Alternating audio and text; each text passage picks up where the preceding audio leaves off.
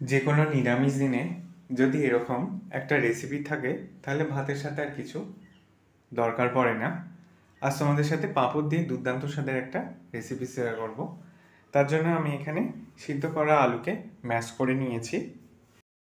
এখানে আমি একটা বড় সাইজের আলুকে সিদ্ধ করে ম্যাশ করেছি।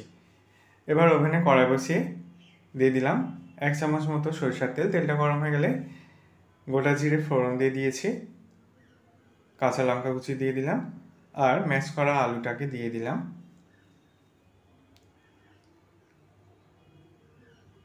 এরপর এই আলুটাকে ভালো করে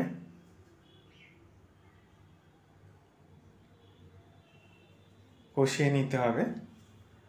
স্বাদ মতো লবণ, হলুদ গুঁড়ো আর একটু গরম মশলা দিয়ে আমি এই আলুর পুরটাকে রেডি করে নিচ্ছি।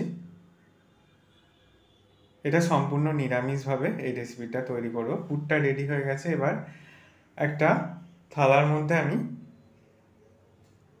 কিছুটা জল নিয়ে নিলাম আর বড় সাইজের পাঁপড় নিয়েছি। এইভাবে জলের মধ্যে ডুবিয়ে তুলে নিয়ে নরম করে নিতে হবে পাঁপড়গুলোকে।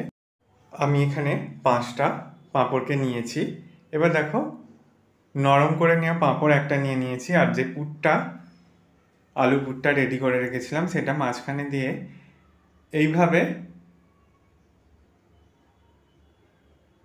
পাঁপড়ের 4-5টা ভাঁজ করে নিতে হবে, ঠিক যেভাবে মোগলাই পরোটা ভাঁজ করে নেওয়া হয় সেইভাবে।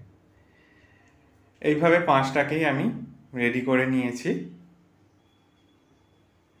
এরপর তার মধ্যে তেল গরম করে নিয়ে এই পুর দেওয়া পাঁপড়গুলোকে ভেজে নিচ্ছি। গ্যাসের ফ্লেম মিডিয়াম টু লোতে রেখে এই পাঁপড়গুলোকে ভেজে নিতে হবে। পাঁপড়গুলো ভাজা হয়ে গেছে। আবারও কড়াই বসিয়ে তেল গরম করে নিয়ে একটু হিং আর গোটা জিরের ফোড়ন দিয়ে দিয়েছি।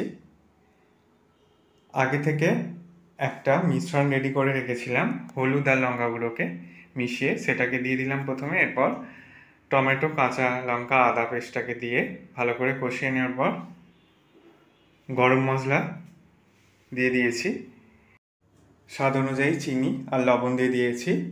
এই রেসিপিটার মধ্যে বেশি কিছু মশলার প্রয়োজন হয় না। আবারও একটু জল অ্যাড করে দিলাম। 2 মিনিট মতো এটাকে ফুটিয়ে নেওয়ার পর ভেজে রাখা পাঁপড়গুলোকে দিয়ে আমি 5 মিনিট মতো এটাকে রান্না করে নেব। তাহলেই তৈরি হয়ে যাবে পাঁপড়ের দুর্দান্ত স্বাদের নিরামিষ রেসিপি। একবার হলেও এটা ট্রাই করে দেখতে পারো, ভীষণই ভালো লাগবে।